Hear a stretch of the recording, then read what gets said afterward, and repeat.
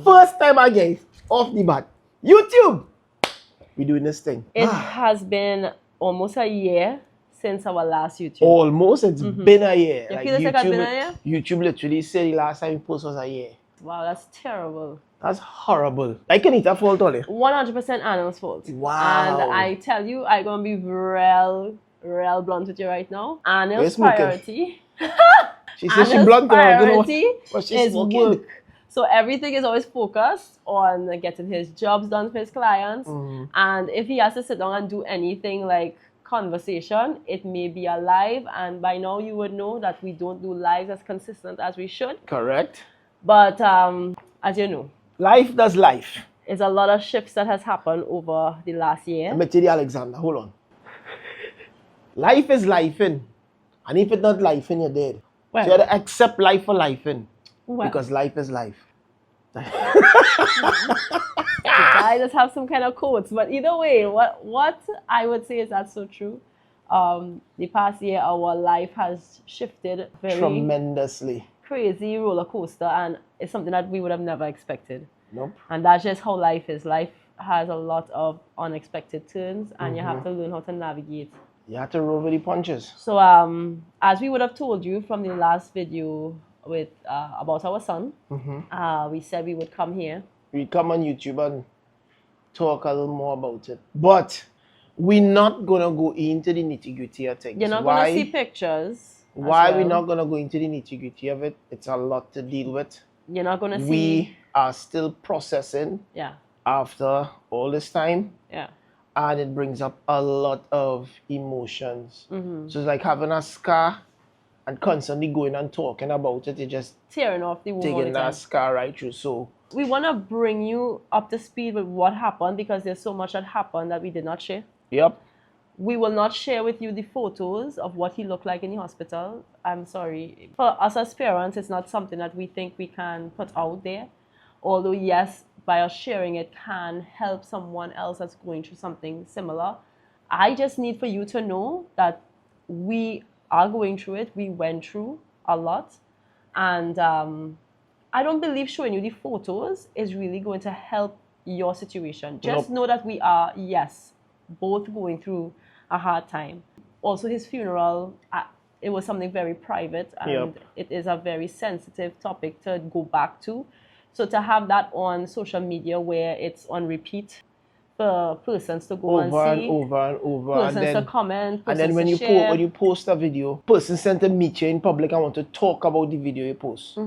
It's not something we want to be talking about all the time. It's very hard. It's very difficult. And some persons understand and some persons, the cow does just jump over the moon and they just dive straight into it. And Sorry, it'd be like, yo, yeah. today's not that day, we're not in the frame of mind for that, but you would smile, you would still be polite, and you would still entertain the conversation. So I hope this video would put everything to rest now. Kind of give you an idea of what we dealt with. Yep, and how we are still dealing with what is going on. So you started. So going back to the whole story of that, to give you an insight, Anna and I had no idea that our son had a genetic disorder.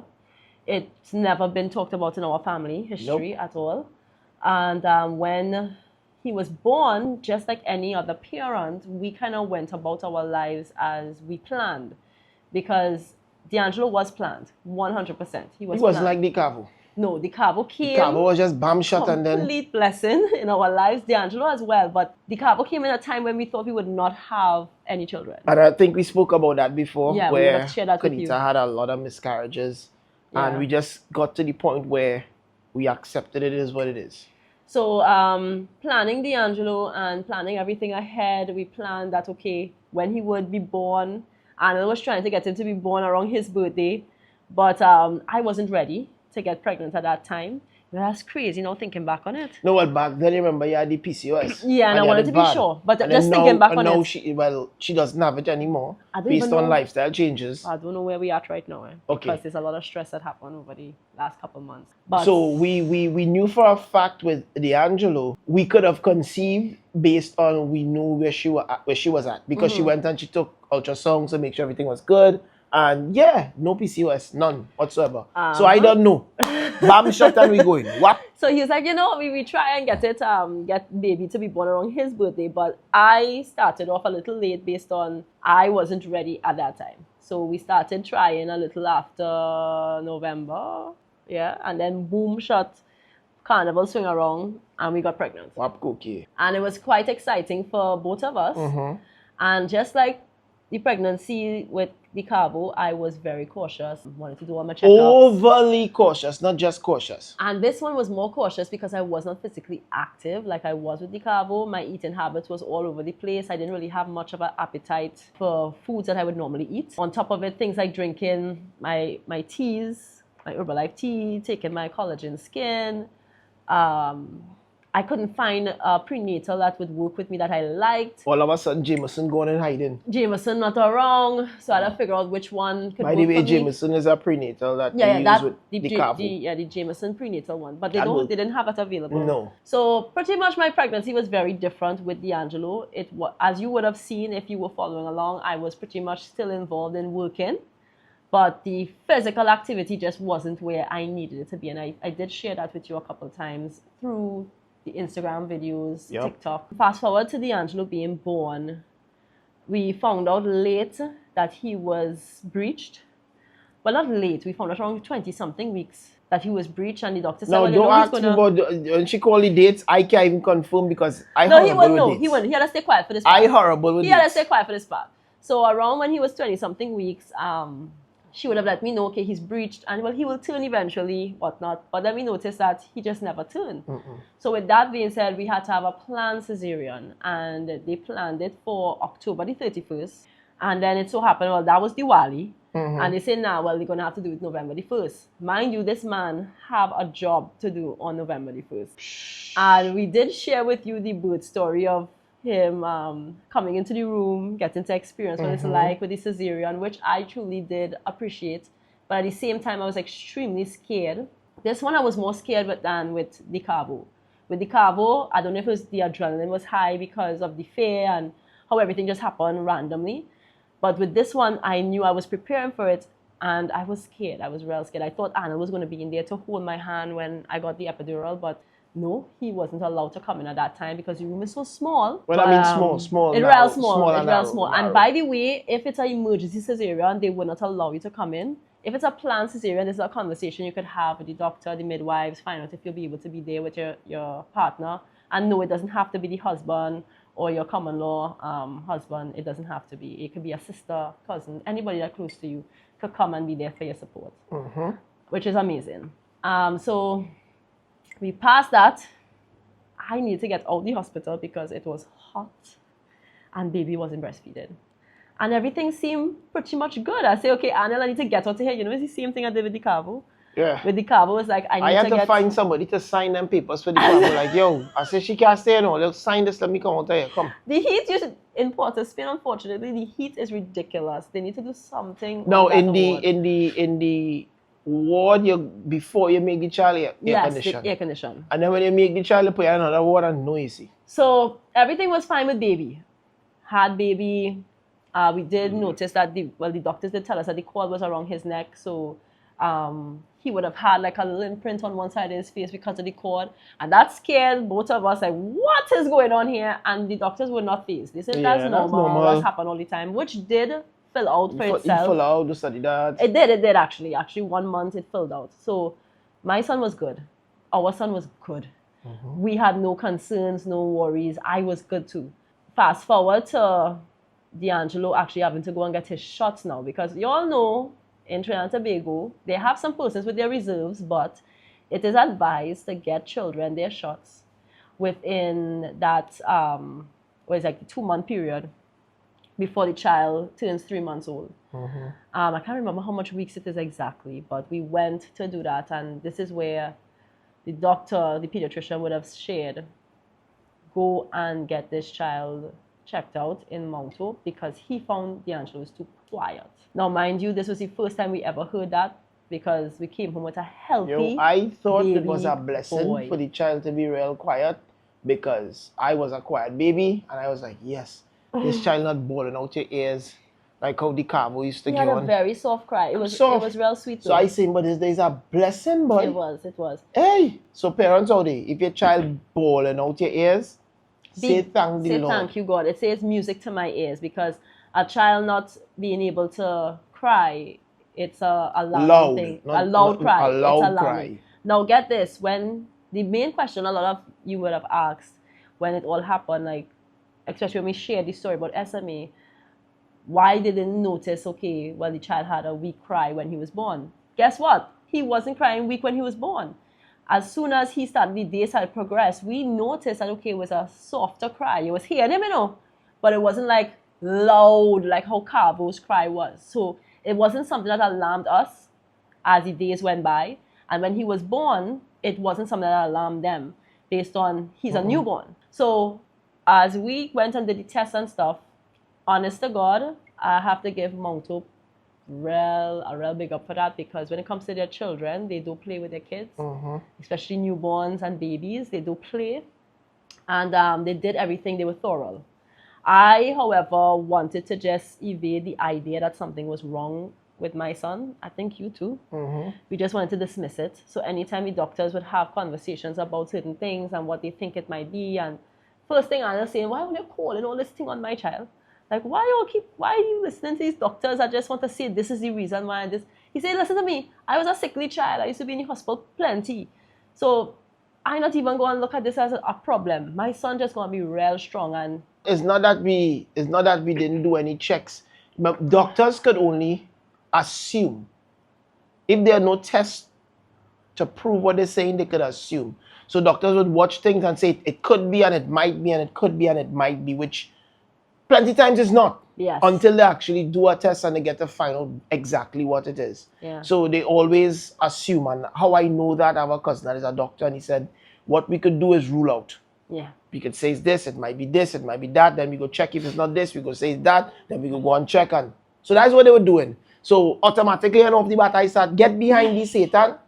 Don't call nothing on my child, because you know how Caribbean parents is. Yeah. Caribbean parents believe you could put things on your child when people bad talk and when people say things. I need to just let you know this. I'm glad that you brought that up. I'm glad that we're touching on this. I need for you to change our mindset. And how you could get Caribbean people to change their mindset? That's gonna be hard. But for whoever watching this, I want to invite you to try and change your mindset to an extent. Yes, there's evil in the world. Yes, people will want to do your evil. Yes, all these things are true. But you have to ask yourself the question, are you saying that you have to fear the devil more than fearing God? Ooh. And that is just where my headspace went. So, therefore, this is what I want to invite you. Pull back, chuckle back on that again. All of us. Are you saying that you fear the devil more than you fear God? Yes, so I want all of us to try and invite that into our space, because this is what happened to me when I was in the hospital. This is the kind of mindset I started to develop based on understanding what is God's promise for us. These things that we go through, we have to endure. He will take the bad and turn it into the good.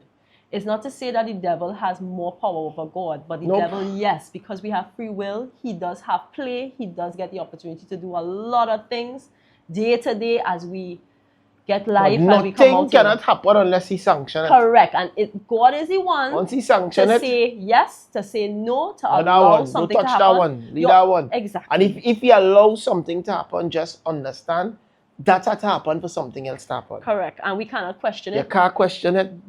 God is the boss. The most I need for you to just grasp out of what I'm sharing here, because as we reach this point in our story, anytime something is happening, please don't blame it on some kind of bad eye or no.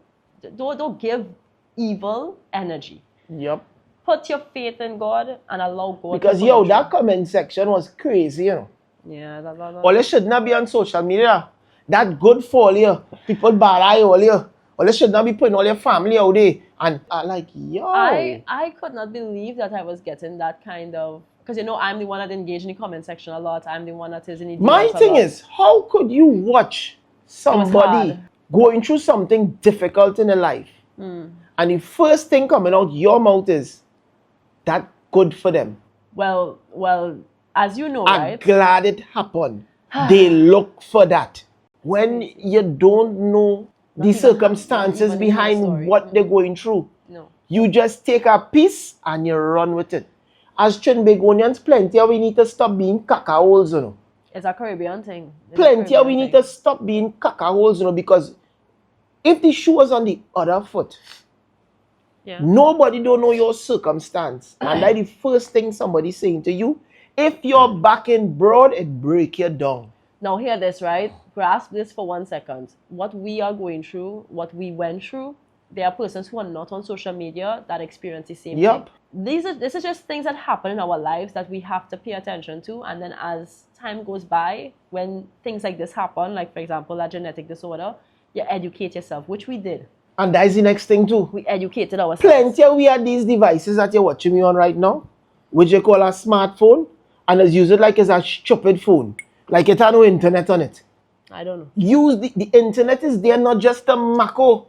And the thing is, when you get to educate yourself. When you get the information, do not resist the information. Do not watch the information like, oh God, well, what would it say? Well, nah, but it can't be that. It had to be somebody work at this on them and do this and oh God, oh God. That is just how some Caribbean people think. Just change that mindset for me.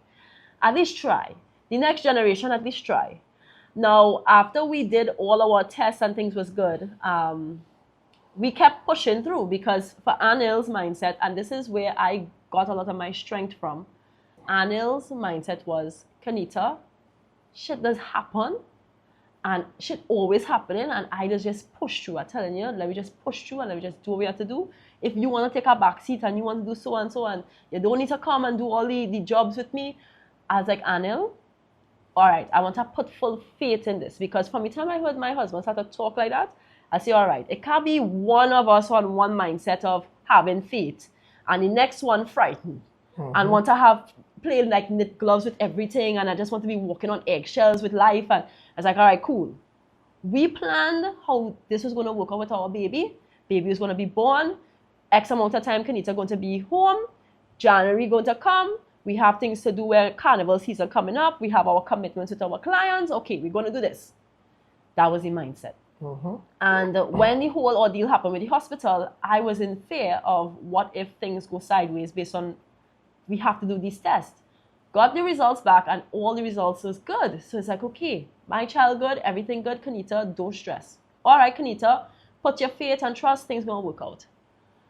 And we had another test to do a little while after, which is an MRI. And I think that is where my faith was kind of getting shattered a bit because I had to experience my son go through an MRI scan. And for anybody that knows what that looks like, you need to stay still for at least 45 minutes. And to have a baby stay still, they have to sedate the baby. And it was nothing nice to look at or to even want to talk about. So let me just skip past and let me keep we're gonna skip past because that to go down that story and tell you how it was, I will break down here trying to talk to you. Skip past. Because it was hard. Swipe left. It was really hard. Scan came back real good. And how I got the results was literally like the next day. No, the said day after the scan. Yeah, the said day after the scan. They had to make sure he was feeding, and then we were discharged, which was fantastic.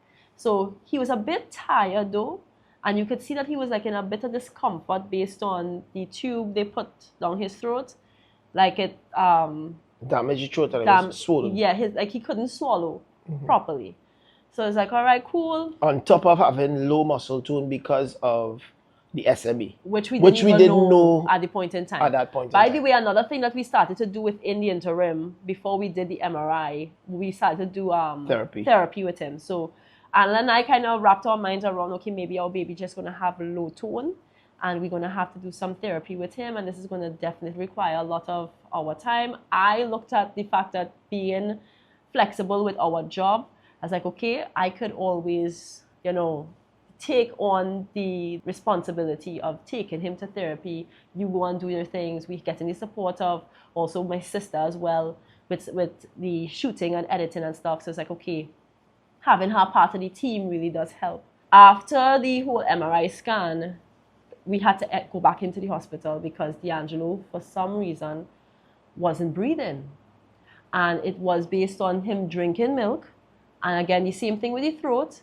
He just wasn't swallowing. So the milk just stayed there and he wasn't swallowing. And you saw that he could have past that day. Now, God is working mysterious ways. We may not understand why things happen, but I truly, even after everything I've gone through here, I always used to say things just happen for reasons. All of us say that a lot. Everything has happened for a reason. You never know why you leave home late. You never know why something happened. That had to happen because if you had leave at this time, that would have happened. When she left the hospital, instead of coming home, I went to do my nails. She went and do she nails, and she dropped DeAngelo by her father. Now you might be like, Kanita, for real? Yeah. You went and do your nails when you could have just gone and sleep? Mount up, Elsico, real close. And she's like, I gonna do my nails.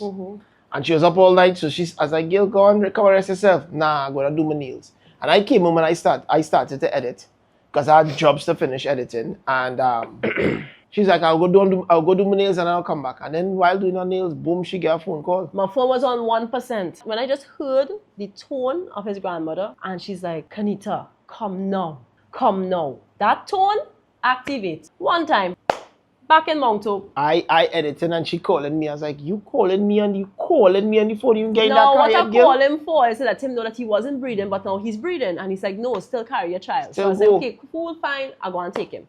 So we took him, they kept him for observation. They couldn't tell me exactly why that happened. But that same day, because of how, again, it's a newborn, they got back the results for the MRI and he's good. Hallelujah. Praise the Lord. I was like, all right, let me just keep it pushing, Anil. Everything good with our son. We just have to keep pushing with this therapy.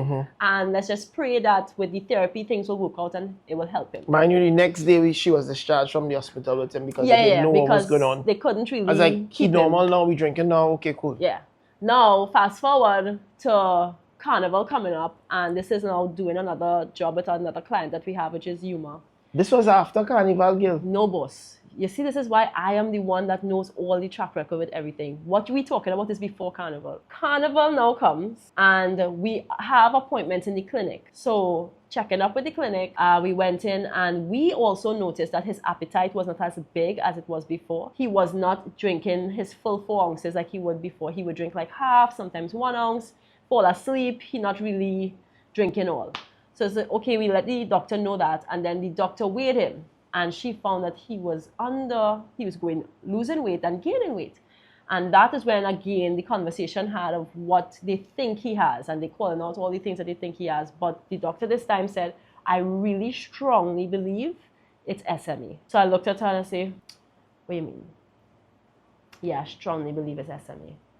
And I said, well, that's not in my family, not in Anna's family. How could it be SMA? And now I did my research on SMA and my heart just had to race because it's like this doctor saying she strongly believes. It's no longer... No, mind you, I didn't do any research. No. And I still vex, like, stop calling thing on my child. Why only calling thing on my child? So what they suggested to me, they said, here's what we could do, mommy. Mommy is either you go home with him and it's fine, or we keep him and we do some observations on him because we are noticing that he did lose some weight and we just giving you the recommendations of what you should do. I watch Anil watch me. He said, Gil, and I think this was around the Wednesday or the Thursday before Carnival, Monday and Tuesday. And he said, Gil, well, boy, what we go do? I said, well, Anil, we had this job to do and this is just weird. Should I listen to the doctors or don't listen to the doctors? What to do? Stay. You have to stay. He said, Gil, stay. I was like, all right, fine, I'll stay. And I stayed. And they did their observations, they did what they had to do, everything they can't explain. Start back to feed a little more. So they say, okay, he's feeding a little more. They like that he's feeding more. They said that they want to do the next step, which is a genetic testing. Because they say at this point where everything is good, they can understand genetic have to do testing. That. But that is not done in Trinidad. No. So they have to get to the appointment and plus it's expensive. So they said that they would try to do it for us, get in contact with one of the labs and see how they could get it done for us, or we could go and do it privately. So again, out the hospital, going through the regular flow of everything. Bam, the Thursday after Carnival, I got a phone call. You have to go to the lab tomorrow morning at 8. Ooh. I said, but what? Friday morning. That's Friday morning. I said, well, that's the 7th of March, right? I said, but this not making no sense. How they could call me today for tomorrow? It's like today for tomorrow. It's like, okay, fine. There we go. There we go. Go on to do this thing. We got the sample finally after a lot of ring around, swing around. That is a whole ordeal. I can't go down that because it's a lot of drama right there and that's an emotional roller coaster for me. So I can't talk about that one. But after we got the sample and coming down the road, this is where life took a serious turn. So you would have heard me talk about March the 7th in that SMA video. Yeah, this is when it got serious. And So hold on. Think you can talk about this part or leave it out? we go see. Because this part, This part, according to my father, I would say. this part is problems. According to my father, now again, God is working in mysterious ways. The vehicle that we purchased for the family, it has An aisle in the middle. it's like a cabin. That's the way it was set up, like a cabin. So you could have a seven-seater. A single seater on the right, a single seater on the left and one on the right. And I was sitting behind Anil, and I wasn't in the passenger seat. I was behind him, the driver's. And for some reason, I thought to just stay there, even though my dad, by the way, my dad was the only one after a period of time that could feed him with a bottle. He wasn't breastfeeding anymore. He was only feeding from the bottle. And my dad is the only person out of everybody, including myself and Anil, Getting him to drink from a bottle, which is weird. Completely weird. But God has a design. So I just decided not to sit in the passenger seat. I sat in the back with my dad. And coming to the exit by it's around with El Seguro. Extra foods. That's by extra foods, yeah. By El Seguro. That's the because our dad lives, we coming from south, her dad lives El Seguro. So you had to come down, go around the roundabout, go over the flyover to go on the other side. Yeah. So now we're going to drop him. And while we're making that exit, I look at DeAngelo and I just see poop. Real poop. Like more poop than I've ever seen from my baby. I say, Bob, let me get coffee. I said, DeAngelo, what is going on with you? And then when I look at my son is looking pale. And then I say, Anil, I think he's not breathing. And then hearing the tone in my voice and whatever he going through in his mind, he seemed agitated at the point in time. What are you talking about? Your child not breathing. I say, boy, pull aside. Just pull aside. He pulls aside. And then when I panned him to Anil said, no shit, something happening. Let me go. One time. Now, in a blink, he turned from pale to looking blue, then purple. I am literally between being in shock and having to function. Because here I have my little boy, and my little boy is literally getting lifeless in my hand. We can skip out this part, we can just skip parts. I'm going to tell you this much. Because I can't go into detail of it. I can tell you this much. One thing, I don't know how God gave me the strength to push through that. Function. And I functioned. I don't know how.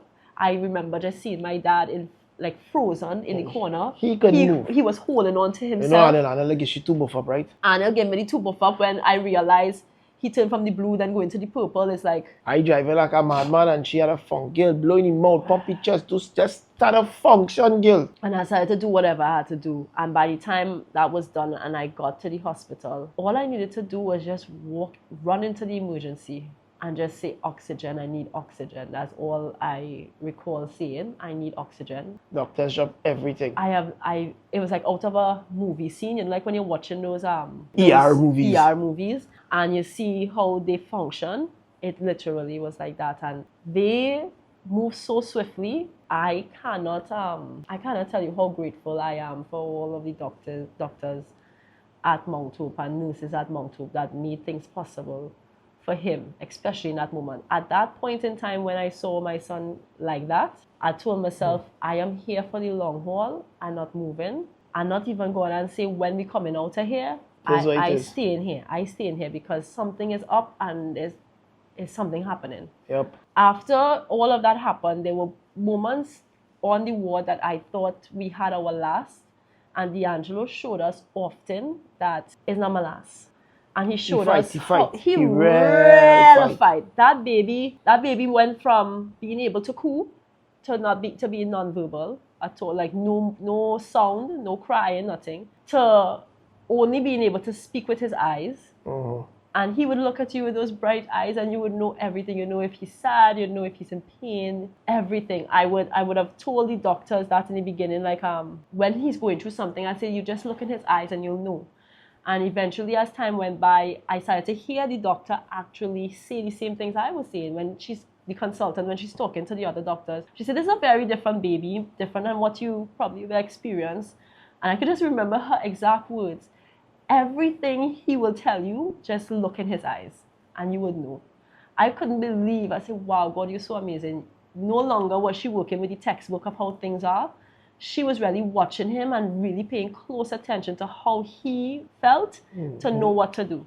There were moments where DeAngelo had episodes that was an hour to 2 hours long, and DeAngelo fight through all those episodes. I can't send you through every episode what it looked like, because it's a lot to talk about. Alan and I will be in total.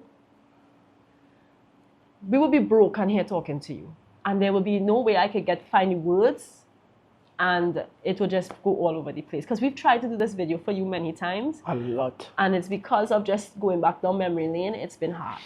So I'm just really touching the surface. What I would tell you is that while in there, I became very sick, and the doctors and nurses wanted me to go home.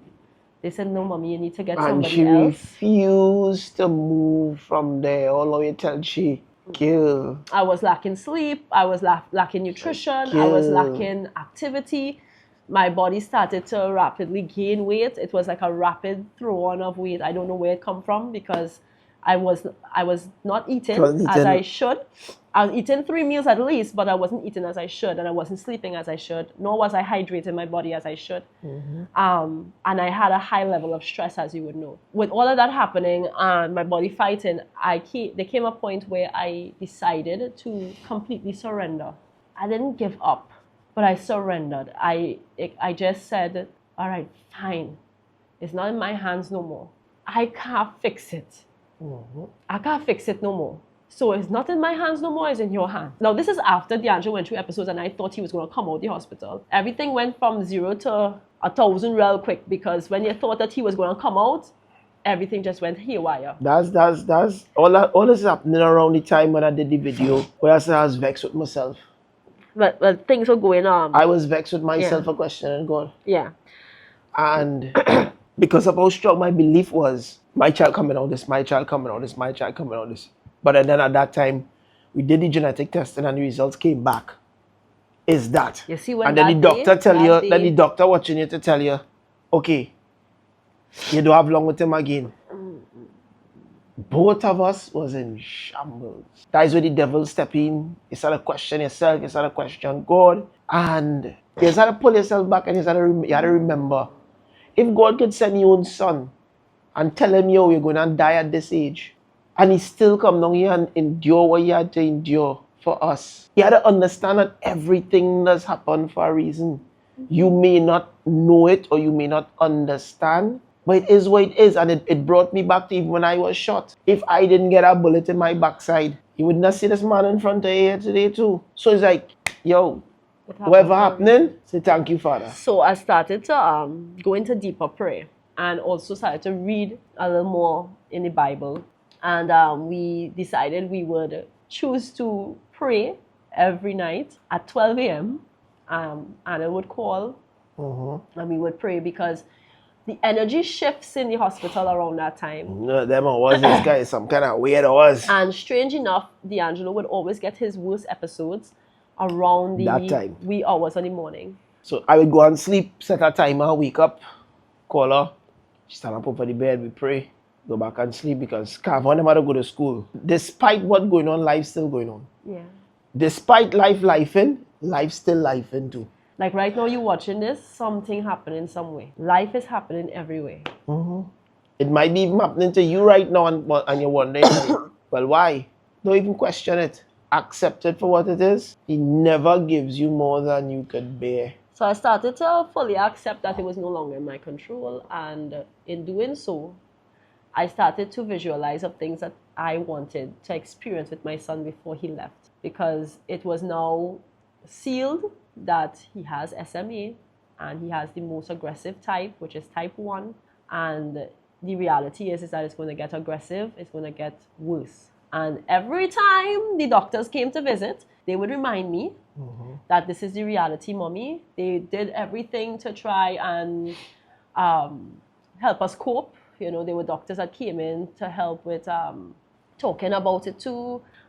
They gave us different outlets that we could go to have conversations and deal with the mental health aspect of things, because your mental health is going to definitely be at strain because of everything that is taking place. Listen to me. That is the only way the devil could attack you. Yeah. So the mental is where everything was fighting, and it had instances where I didn't appreciate how the doctors would have spoken, and I would have told them. I was told multiple times by Anil, like, he didn't like how they would come and continuously keep bringing up okay, we know this is the reality, but I say, look, listen, they're doing their job, and it's just how they deal with them. So anyone that came that was a bit too much for me at the point in time, I would let them know, okay, here's what, I'm okay. Yeah. And can we not go through this? The last person that came, we went through it. Just check up and let's just keep it pushing, because it was a lot to deal with. And mind you, not because you're in the hospital, you have to go along with everything. No, you don't have to. You don't have to. If your gut tell you don't do it, just don't do it. Don't do it. If it is that you want to get a second opinion on something, ask for somebody else to come and check. And then if it have some doctors come to check out you or whoever, and you don't like, just say, yo, I don't appreciate that. I don't appreciate that. Could you leave? Send someone else. Send someone else. There were moments in time when I realized they're doing their routine checkups, and I would tell them, no, I don't want you to examine him. I don't want you to touch him at this point in time. I appreciate that you're coming, but no. Reason being, the hospital is a training ground for a lot of interns, and the interns, they're learning. So sometimes they would come and they would just make our situation worse. Yes. And if you seen that for yourself, you could say no. And that's what I did. And when a doctor, there was one of them that insisted, like she just refused to turn away. And then I allowed her to do it. And then when things went sideways, I watched her and I said, you see why I told you not to? It's because this is what will happen. So just don't interrupt when he is fully rested. And you see when he's good, just leave him. Leave him. Just leave him. If anything is wrong, I will come and tell you, just leave him. So I had to go through a few of those ordeals, but in my surrendering to God, and I asked him, I said, listen, I want to be able to lie down next to him. I want to be able to have an environment where my husband, myself, and I could be with him when he decides to take his last breath. I don't want it to be a whole bunch of doctors, and I don't want it to be everybody just all, it's a whole sort of drama scene. I want it to be just us. And I painted a picture in my mind of how I wanted it to look. But I saw it happening at home.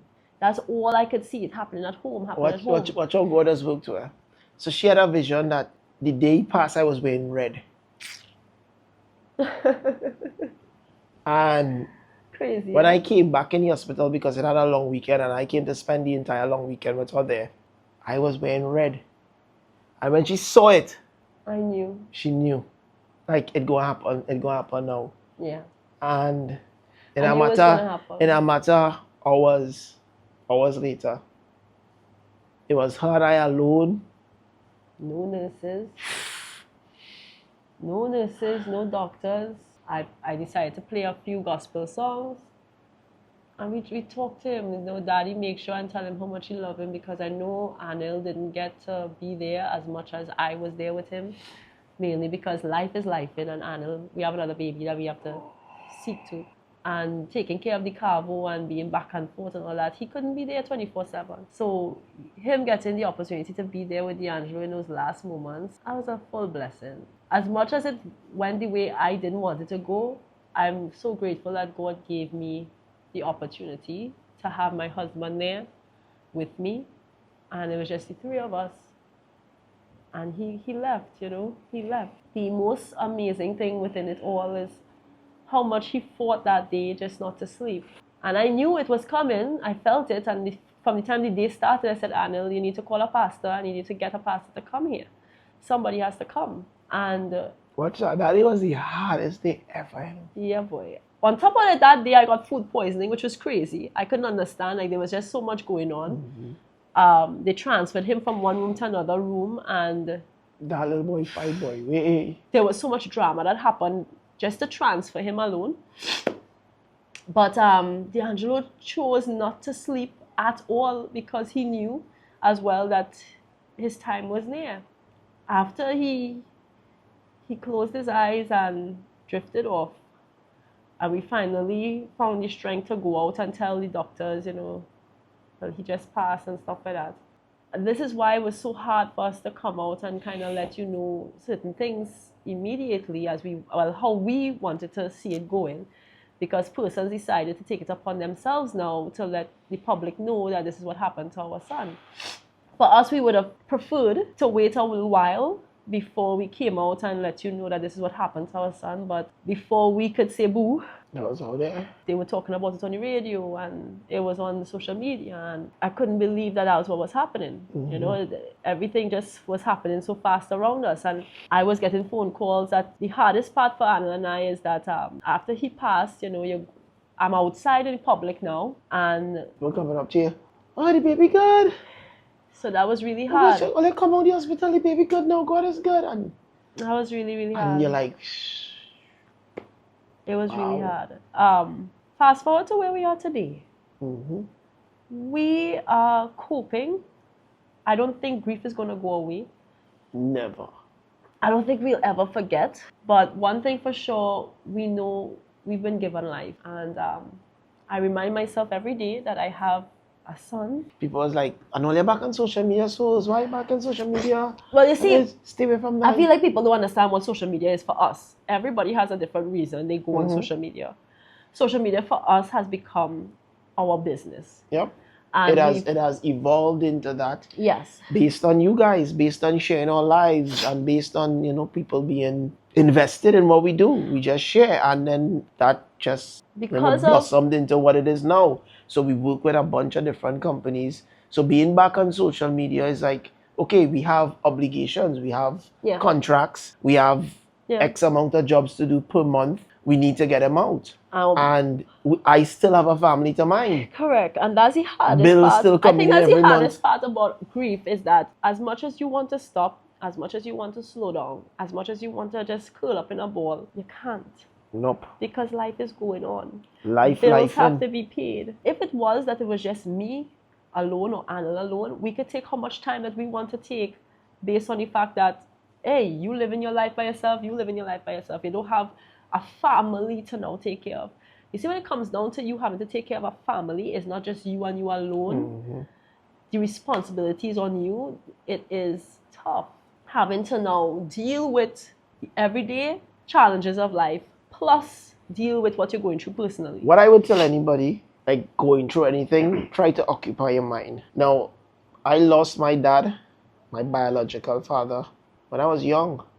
I didn't really get to know him. And growing up, there were times the devil would attack my mind so serious.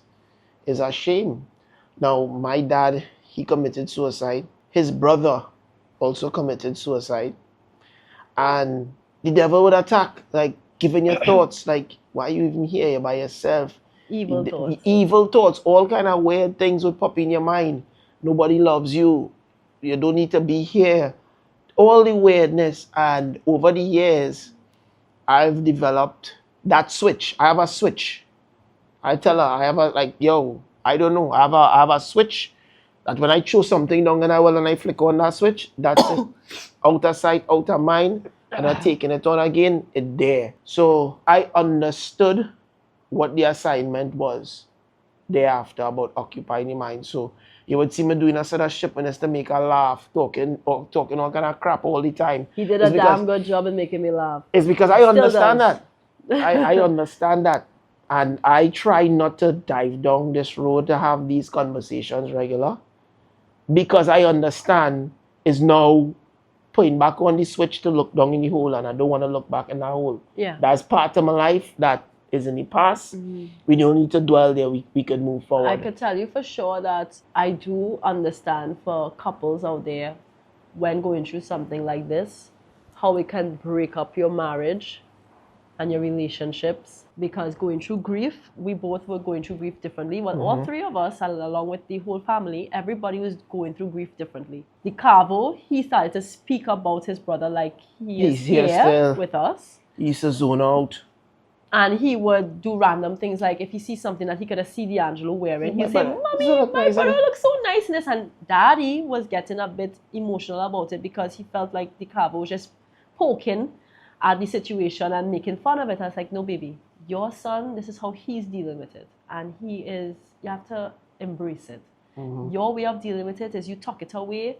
You don't focus on it. You push forward. You deal with the fact that it has happened, and you accept quickly.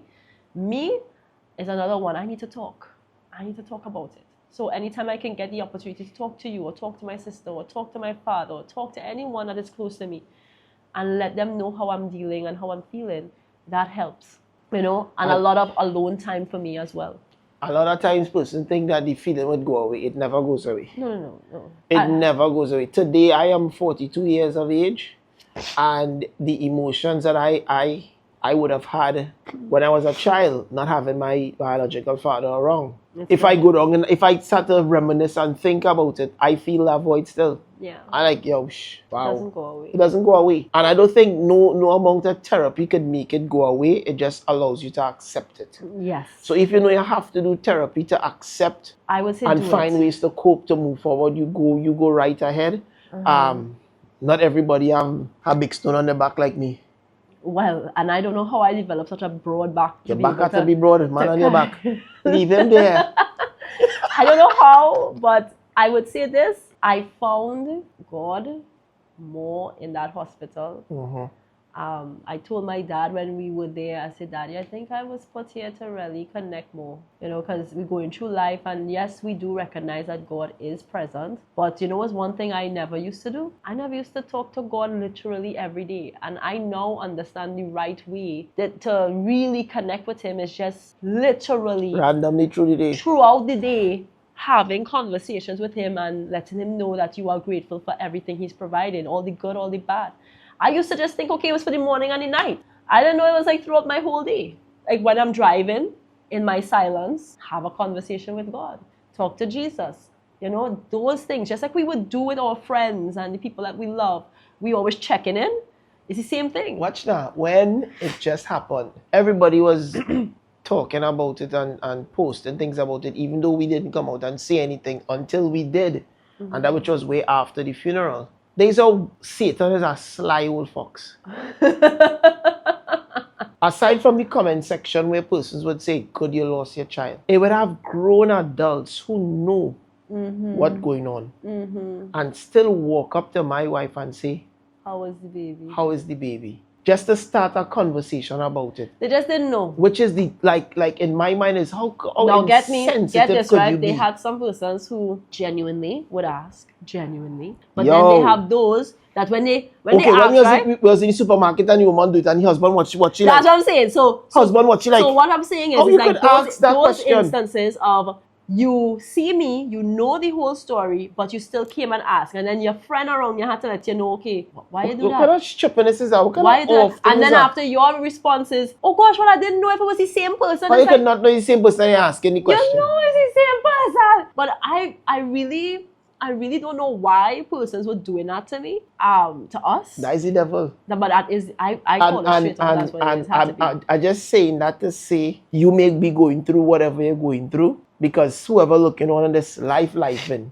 the devil has come, and the only way he could attack you is if this not strong and you don't have God in your heart. Yeah. So you have to find ways it's a battle, you know, to just deal and recognize when he come. Oh yes. You see when he come? And you have to call him out. You have to recognize him. Get behind the Satan. We go on movie tongue and some little boys there. I turn my back. And in the split second of me turning my back and they come and ask Kanita for pictures, one little boy just come wickedly. Yeah, he did. And with that, if you see the smile. And if you see the smile. And then his friends had to say, so why are you doing that for? You understand what I'm saying? Yeah. So you have to recognize when he come. And recognize the state he's trying to put you in. And he would come in the person that you love to wear. All that says get behind the He was doing it with DeAngelo as well, which DeAngelo did own up and say, okay, I was just doing it out just to see what you would say.